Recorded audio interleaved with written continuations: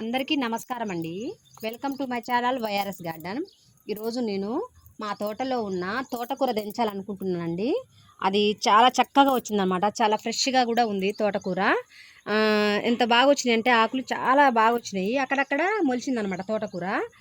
ఇది ఈరోజు మొత్తం దించుదామని చూస్తున్నా. ఎందుకంటే తోటకూరలో చాలా విటమిన్స్ ఉంటాయండి. ఆకుకూర కాబట్టి నేను ఈరోజు కొంచెం హార్వెస్ట్ చేసుకుందాం అనుకుంటున్నా తోటకూరని. చూసిరుగా ఎంత ఫ్రెష్గా వచ్చిందో, ఆకులు గుబురు గుబురుగా చాలా బాగా వచ్చిందండి. ఎంత బాగా వచ్చింది చూడండి.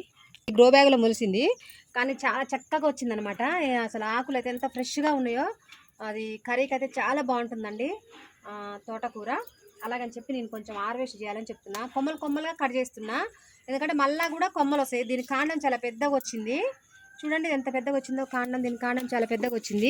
ఇలాగే మనం వండుకున్నట్లయితే చాలా బాగుంటుందండి. ఈ ఆకుతో పాటు ఇది కూడా, ఈ కాండాన్ని కూడా చిన్న చిన్న ముక్కలు కోసుకొని వండుకుంటే చాలా టేస్టీగా ఉంటుంది కూర. అలాగని చెప్పి నేను ఈరోజు తోటకూర తెంచేస్తున్నా.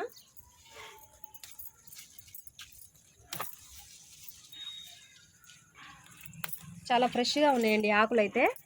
చూసిరుగా ఏ విధంగా ఉందో తోటకూర ఆకులు.